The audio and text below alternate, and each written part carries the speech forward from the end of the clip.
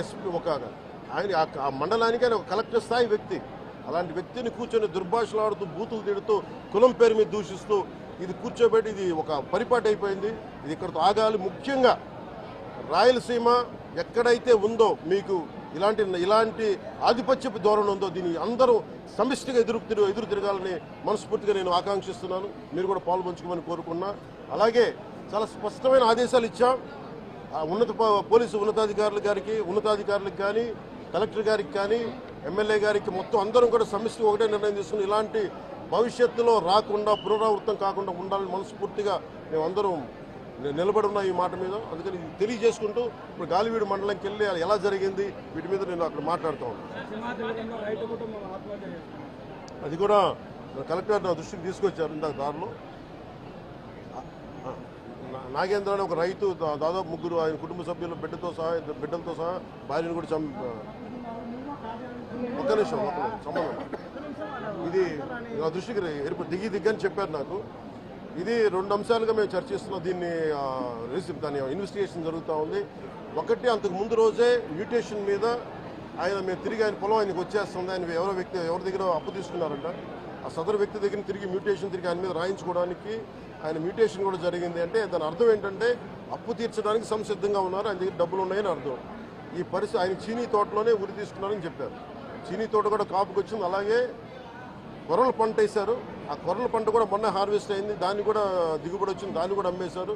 మరి ఇలాంటి పరిస్థితులు ఎందుకు జరిగిందనేది మన కలెక్టర్ ఇందాక చెప్తా ఉన్నాను, శ్రీధర్ గారు చెప్తా ఉన్నాను. ఇది చాలా బాధాకరం అనిపించింది. వారికి మనస్ఫూర్తిగా నేను నా గుండె లోపల నుంచి నేను సానుభూతిని తెలియజేస్తున్నాను, ప్రగాఢ సానుభూతిని. అది ఏ పరిస్థితుల్లో జరిగిందనేది సంపూర్ణమైన నివేదిక వచ్చాక దీని మీద సరైన యాక్షన్ తీసుకుంటాం. ఒకవేళ నిజంగా అప్పులు బాధ భరించలేక చనిపోయారా, అలాగే లేదంటే ఎవరన్నా బలవంతంగా ఇబ్బంది పెట్టి చచ్చిపోయేలా చేశారు, ఈ కోణంలో కూడా మనకి ఇన్వెస్టిగేషన్ జరుగుతూ ఉంది. దీని మీద వచ్చాక దీని మీద ఖచ్చితంగా స్పందిస్తాం. ప్రధాన సమస్య ఉంది సార్. అటవీ శాఖ ఆధ్వర్యంలో ఫార్మ్ టు పర్మిట్ ఇస్తున్నారు సార్. ఎక్కువగా ఇక్కడ రిజర్వ్ కన్వర్షన్ ఎక్కువ సార్, ఫారెస్ట్ రిజర్వ్ కన్వర్షన్ ఎక్కువ. దాంతో ఈ ఫార్మ్ టు పర్మిట్ అన్ని అడుగులు నడిపేస్తున్నారు. చాలా బాధాకరమైన అంశం సార్. ఇక్కడ పర్యావరణం చాలా గందరగోళంగా తయారైంది. ఇక్కడ ఏ ప్రాంతం ఉండేది?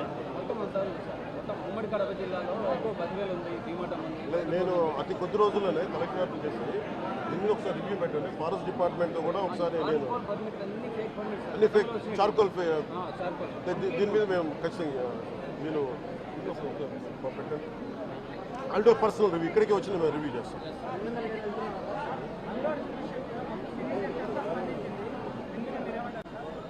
రెలవెంట్ ఇక్కడ మనుషులు చచ్చిపోయి సినిమాల గురించి మాట్లాడారు.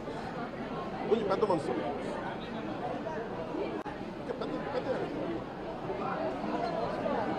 మీరు డిబేట్ మన మనసులో చెప్తారు. Debate go beyond cinema. ఈయన చెప్తుంది ఏముంది, కోల్ అరాచకం వాటి మీద మాట్లాడు, పెద్ద మాట్లాడు.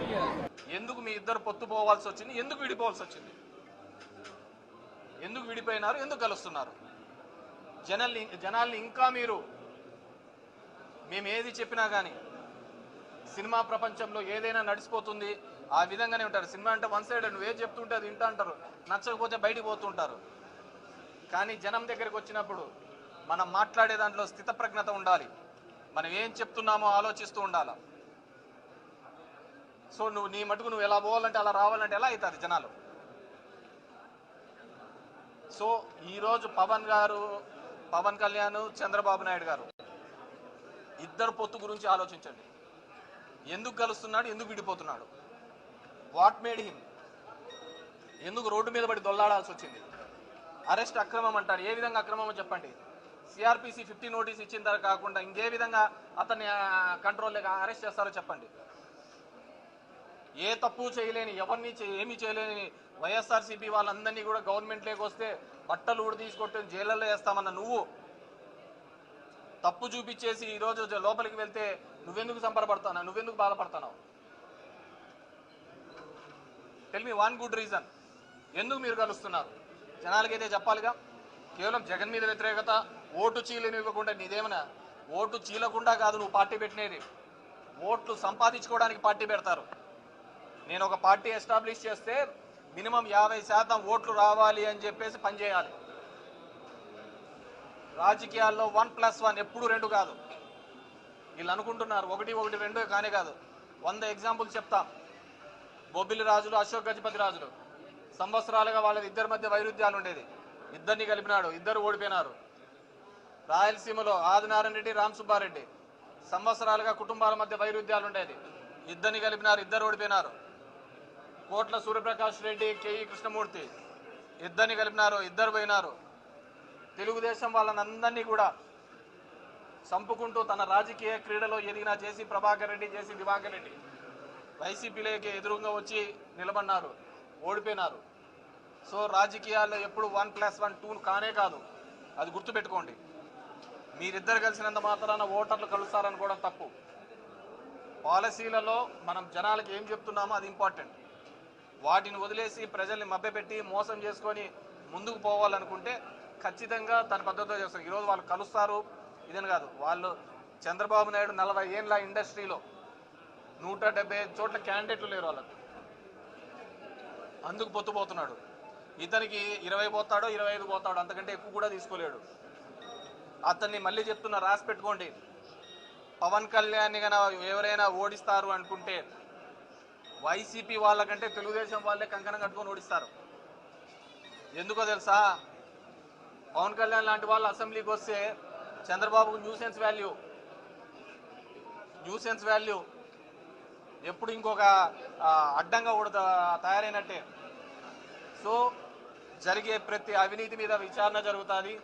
అవినీతి వారిని అందలం ఎక్కించే దానిలకు పవన్ కళ్యాణ్ ముందుకు వస్తున్నాడేమో తెలియదు, కానీ డెఫినెట్గా ప్రజలందరూ విజ్ఞతతో ఆలోచించి తగిన సమయంలో చర్య తీసుకుంటారని చెప్పేసి. రాష్ట్ర భవిష్యత్తు కోసమా వాళ్ళ భవిష్యత్తు కోసమా అర్థం కావట్లేదు. అసలు ఎందుకు విడిపోయినారు?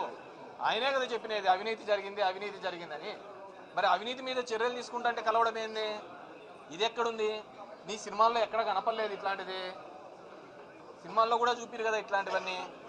అంతకు మించిన దానికి రక్తి కట్టిస్తున్నారు కదా. సినిమా కంటే ఎక్కువ రక్తి కట్టిస్తున్నారు. నేను మొన్న కూడా చెప్పా, ఇది విపరీతమైన రక్తి కట్టించినారు. ఒక జడ్జు రిమాండ్కి పంపిస్తే ఆమె వ్యక్తిగతంగా ఆమెను అందరినీ తిడుతూ కామెంట్స్ పెట్టినారు. అంటే నువ్వు చేస్తే రాజకీయం, ఇంకోటి చేస్తే ఇదే. మీకు జరిగితే న్యాయం జరిగినట్టు, లేకుంటే అన్యాయం జరిగినట్ట. నారాయణకు అదే దాంట్లో బెయిల్ వచ్చింది కదా, అప్పుడు న్యాయం గెలిచినట్ట. అదే నిన్ను వేస్తే అధర్మైనట్ట. ఇది ఎక్కడిదండి? కాబట్టి సిస్టంలో ఖచ్చితంగా ల్యాప్స్ వస్తున్నాయి. 45 సంవత్సరాలు ఎక్కడెక్కడో మన ఊర్లో ఉంటాడు, చిన్న దొంగతనాలు చేస్తూ ఉంటాడు. మనం ఎవరు కనుక్కో లోపలేస్తూ ఉంటాడు. రోజు దొంగతనాలు చేసేవాడే పంచాయతీలు చెప్తా ఉంటాడు, నువ్వు ఇట్లుండాలా అని చెప్పేసి. ఎందుకు దొంగతనం చేసిన వాడు పంచాయతీలు అతనే పెడతా ఉంటాడు. ఓ రోజు ఆ పంచాయతీ చేసిన పెద్దనే దొరికినాడు, అతనే చంద్రబాబు నాయుడు. అందుకే ఆయన అరెస్ట్ చేయడం జరిగింది. So what ever maybe technical lapses మీద అతను ఇంకా ఫైట్ చేస్తున్నాడే తప్ప ఇంతవరకు కూడా తను నిర్దోషి అని ప్రూవ్ చేసుకునేది ఏ దాని మీదగా చెప్పలేదు.